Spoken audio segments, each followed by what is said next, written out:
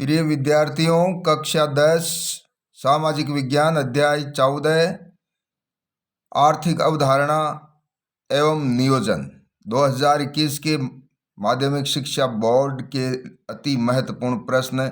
ये 3 अंक का अध्याय है। इसमें 2 या 1 नंबर के प्रश्न बनेंगे। पहला प्रश्न है, आर्थिक विकास किसे कहते हैं?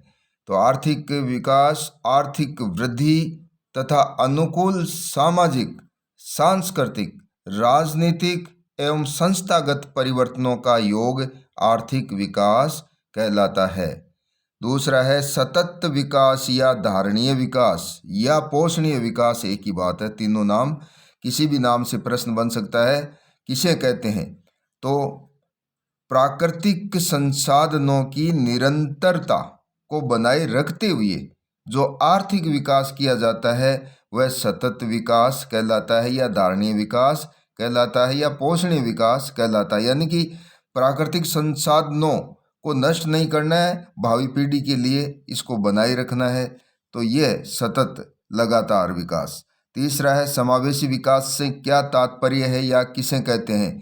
तो विकास के लाभ समाज के सभी वर्गों तक पहुंचने चाहिए। समाज के वंचित वर्गों को समाज की मुख्य धारा में शामिल करने पर बल देता है। ये आय की समानता के साथ साथ अवसर की समानता पर बल देता है।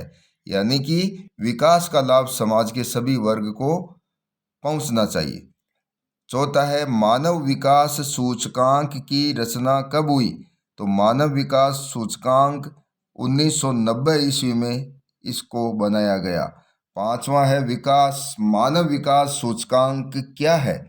ये मानव विकास के स्तर को मापने के लिए एवं राष्ट्रों के कल्याण और विकास के स्तर को मापने के लिए तथा विभिन्न राष्ट्रों के बीच तुलना करने के लिए बनाया गया है। छठा है, आर्थिक नियोजन से क्या तात्पर्य है या ये क्या है? तो आर्थिक नियोजन उपलब्ध आर्थिक संसाधनों के उपयोग से निर्धारित सामाजिक लक्ष्यों को प्राप्त करने का विज्ञान ही आर्थिक नियोजन है। सातवां, आर्थिक नियोजन की प्रक्रिया में महत्वपूर्ण निर्णय किसके द्वारा लिए जाते हैं? आर्थिक नियोजन की प्रक्रिया में महत्वपूर्ण निर्णय केंद्रीय प्राधिकार द्वारा लिए जाते हैं। आठवां है, राष्ट्रीय स्तर पर आर्थिक नियोजन की तकनीक सर्वप्रथम किस देश में अपनाई गई? तो ये तकनीक सोवियत संघ में या रूस में 1928 में अपनाई गई है। नवा है, भारतीय आर्थिक नियोजन के इतिहास में प्रथम प्रयास किसने और कब किया?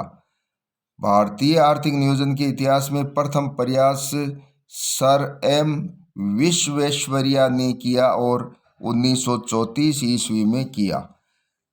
प्लान्ड इकोनॉमी ऑफ इंडिया नामक पुस्तक का रचयिता कौन है? तो इसका रचयिता है सर एम विश्वेश्वरैया। 11वां है, भारत में योजना आयोग की स्थापना कब की गई?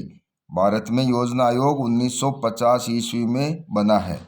12वां है, भारत में राष्ट्रीय विकास परिषद की स्थापना कब की गई? ये 1952 में की गई है। भारत में आर्थिक नियोजन के 2 उद्देश्य लिखिए। तो आर्थिक नियोजन के उद्देश्यों में आर्थिक विकास के लक्ष्य को प्राप्त करना, दूसरा गरीबी की समस्या का समाधान करना। 14वां है, भारत में किस अवधि को योजना अवकाश कहा जाता है? तो 1966 से 1969 ईस्वी के बीच 3 वार्षिक योजनाएं बनाई गई। इस अवधि को योजना अवकाश कहा जाता है। धन्यवाद।